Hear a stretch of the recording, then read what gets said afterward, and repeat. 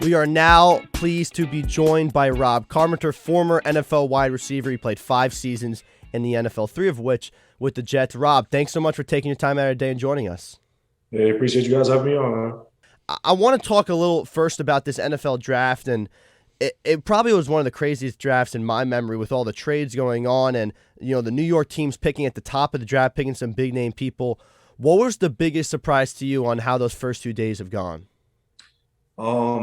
I'm actually really surprised, man, the way things fell into place for the Jets. I mean, when you look at the positions that they picked and the guys that they got in those positions, man, arguably you have, you know, the top receiver in the draft, the top corner in the draft.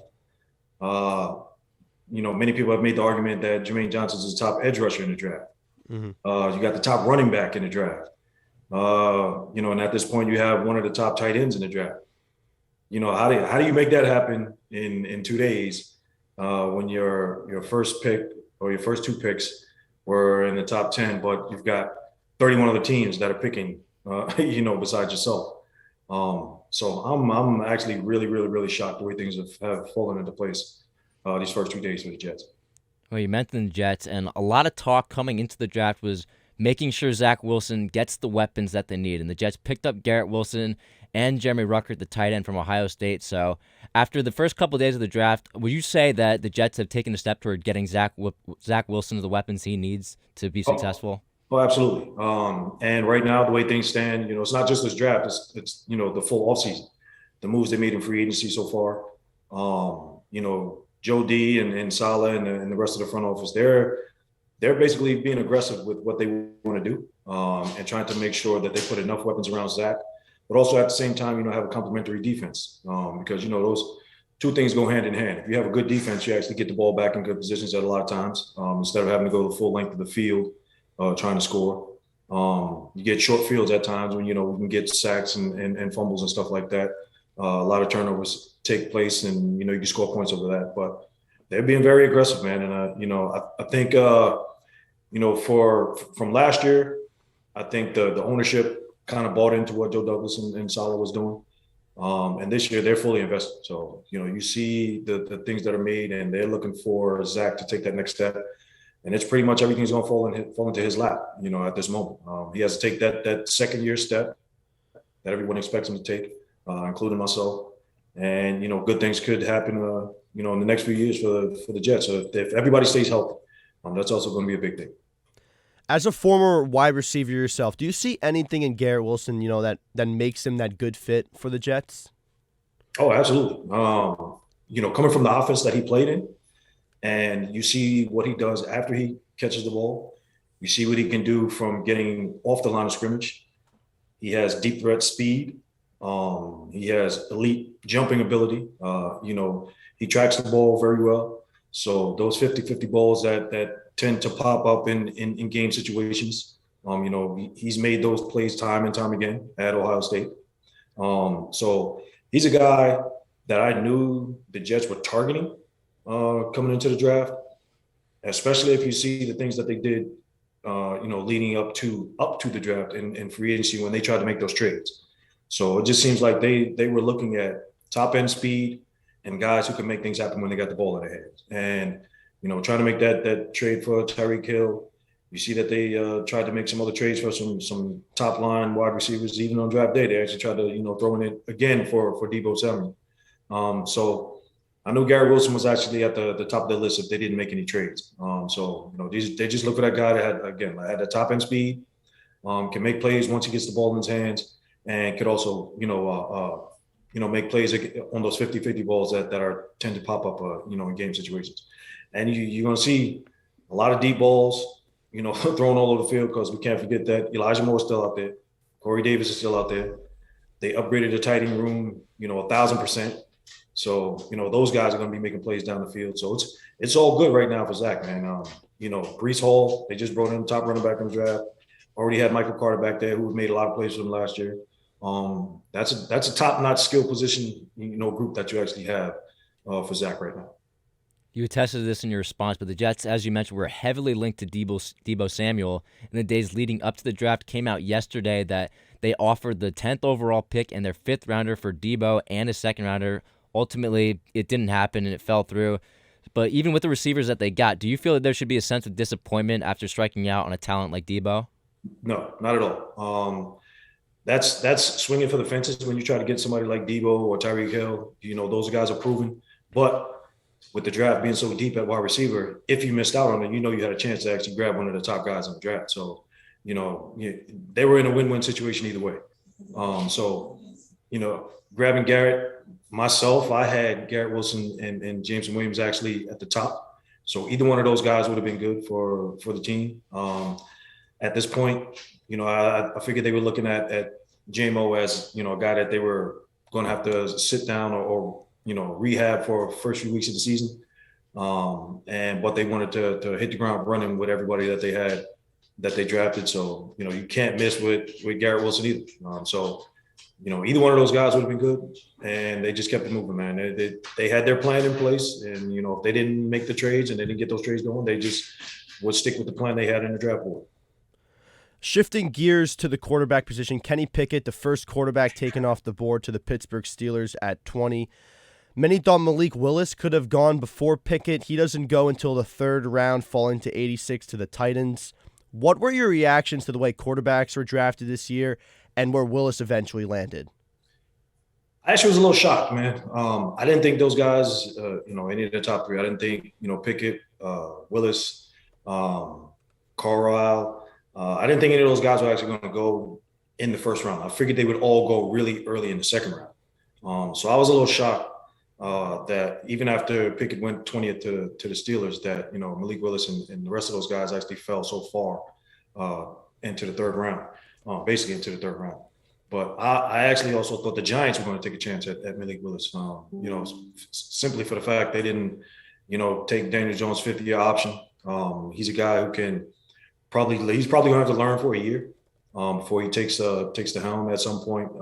But he landed in a pretty good spot with the Titans, man. He can learn that offense. It's not a heavy pass offense. They picked up Treylon Burks even after they traded A.J. Brown away. He's a similar type guy to A.J. I actually had him high on my board as well because he's phenomenal once he gets the ball in his hands. The yak that he has, and he's a big body. He didn't run the 40 as well. But the film doesn't lie. When you look at the film and see him play, he doesn't get caught from behind, even playing in the SEC. So, and those defensive backs in the SEC are fast guys. So, you actually see him running away from a lot of those guys in the SEC. So, he's one of those guys that just has that football speed. But, Malik Willis is in a good position, man. He'll learn for a year. He has a good running game in front of him that, he can enhance with his RPOs and his footwork out in the field. He has a good arm. He'll be able to learn just for 1 year, and I think he'll take over the helm within a year or two down in Tennessee. Because for whatever reason, I just don't think Tannehill is a guy to actually get them over the hump. He's been there for a few years now. He's been steady. Can't say he hasn't been steady, but he's just not that guy that actually I don't think can actually take them into the Super Bowl, even though they've got a good team. You saw the way they ended the season last year. They were the number 1 seed, believe it or not. As good as the AFC was, the Titans ended up with the number 1 seed. And a lot of guys on that team, I think they were the most injured team in the league last year. So, they've got a good staff down there, a good program. And Malik Willis fell into a good spot.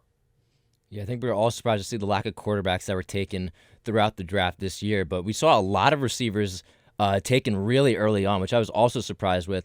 6 receivers taken within the first 20, which is the first time in NFL history that's ever happened. What do you think that says about this year's receiving class? It's not only talking about this year's receiving class, it's talking about receivers going forward. I wasn't shocked. I wasn't shocked at all. A lot of teams needed wide receivers. You saw a lot of movement this offseason with guys being traded and guys talking about they wanted to be traded. You saw it on draft night. A.J. Brown moved, Hollywood Brown moved. So those 2 guys moved teams. Before the draft, Devontae is gone to the Raiders. So a lot of movement in the receiver field itself. But that's the nature of the game right now. It's quarterbacks and receivers. It's pass rushers and defensive backs. So, When you see the way the game has shifted over the last 15 or so years, it's pass heavy. You have guys that are in high school right now, and most of the time, those guys in the spring, instead of doing other sports, they're out, going to 7-on-7 camps. They're learning the NFL game much earlier on now. So that trend is just going to continue to go up. And we see the money that has changed hands with the wide receiver market, this year. And that trend is going to continue to stay the way it is. The free agent money that's out there is just going to continue to go up, and it's going to be for quarterbacks and wide receivers, wholeheartedly from now on. You talked about how the wide receivers have changed over the years. How has the draft changed since you were picked by the Bengals in 1991? And outside of how it's changed, what's that feeling of your name getting called and how that's something that's always going to stay the same? Well, the biggest change is the fact that back then, the draft started at noon, and everyone was geared up for it to start at noon, and it usually didn't end until around midnight. So everything was pretty much done on that first day. And if they didn't get everything done on that first day, it was done, early the next day. We had a few more rounds. I think we had 10 rounds about, when I was drafted. So, but like you just said, the feeling of hearing your name called, is not going to change ever. If you're one of those guys that actually has your name called in the NFL draft, you're in an elite group, regardless of the round that you actually get picked in. There's only a few numbers of guys that actually get their name called on draft night, whether it's the first round or the seventh round. And if you're in one of those groups of guys, or one of those groups of guys that actually get your name called, man, that feeling never changes. I'm never going to forget the feeling of my name being called. It was fourth round, but it was in the evening, and I'm not going to forget that feeling.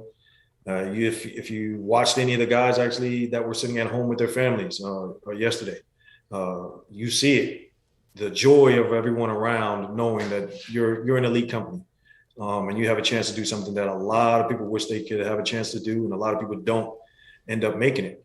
Even though they get that their name called, or even have a chance at free agency in the NFL. It's just a small group of guys that actually get to play this game. So, that feeling that you have is always going to stick with you regardless. Yeah. So Rob, we know you've been linked with the Jets quite a bit throughout your career and after your career, but across town, I'm a big Giants guy, so I'd be remiss if I didn't ask you, how would you say the Giants fared in their side of the draft this year? I actually think they did well, man. One of my best friends is a Giants fan, and we had the conversation right after the draft. He's like, the Jets did great. I was like, the Giants did too. You can't say that the Giants didn't have, their first two picks were awesome for them. And again, even if Daniel Jones is not the guy moving forward, the offensive line is pretty much solidified now. Getting Evan Neal was huge, considering everybody thought that he was the number one offensive tackle to come off the board. It was going to be him or Ekwonu, and they chose Evan Neal. Getting KT, that's huge. They needed the pass rush. They got it. And he's going to fit right in.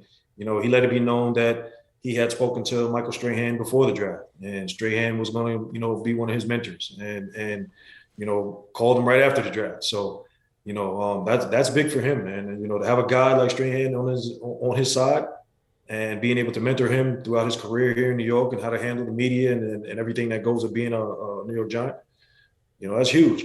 And the guy has a lot of personality, man. So, I'm pretty sure you're going to see him all over the place, when it comes to media relations and everything like that, man. So, there's no complaints about anything that the Giants did, man. They had their first two picks were awesome for them, man. And I think, moving forward, that's another team that's actually going to surprise a lot of people coming up this season.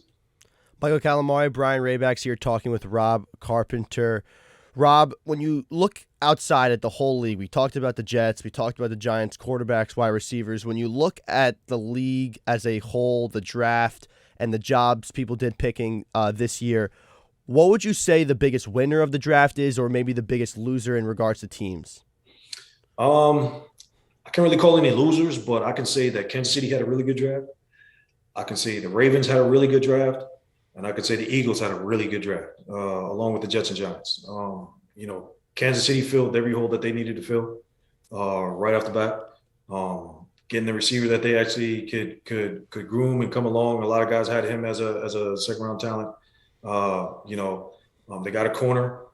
They filled the holes that they needed to fill. The Eagles, getting that trade with AJ, filling the holes on the defense that they filled, man. And the Ravens doing what the Ravens do.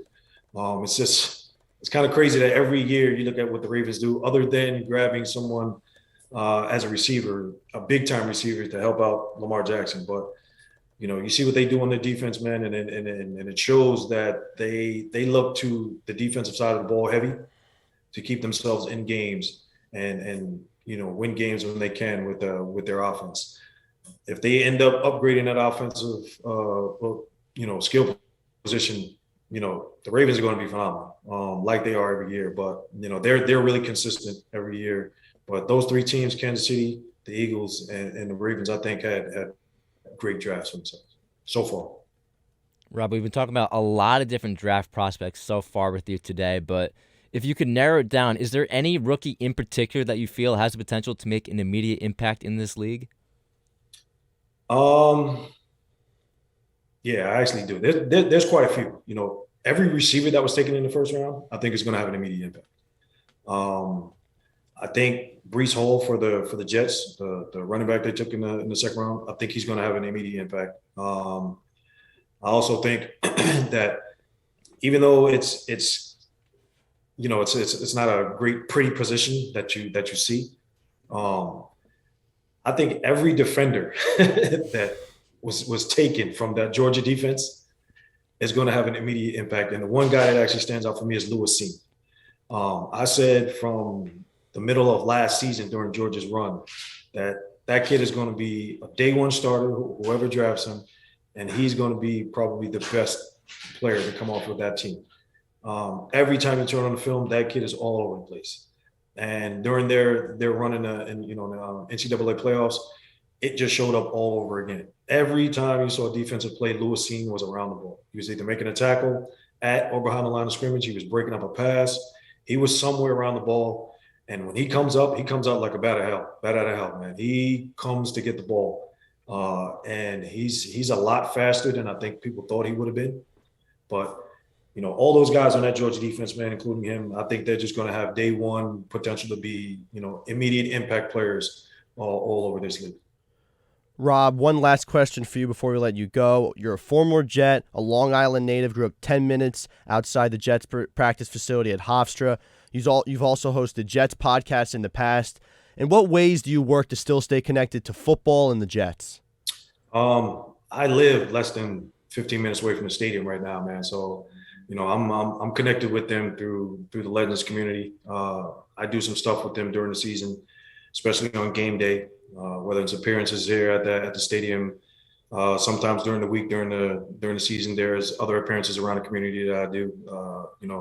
With the name of the Jets on my back. I'm still connected to my Long Island roots as well. I'm connected to my high school. Literally just had an alumni event there 2 weeks ago. I'm connected to the football team because one of my good friends is actually the head coach at my old high school now. So I'm connected through my old roots in Amityville on Long Island and the Jets, because like I said, I live less than 15 minutes away from the stadium. So, I stay connected as much as I can during the season and in the off season with the team and with my old stomping around in Long Island. Rob Carpenter, former NFL wide receiver. So much great insight. Thank you so much for giving your time and joining us today. I appreciate you guys having me on, man.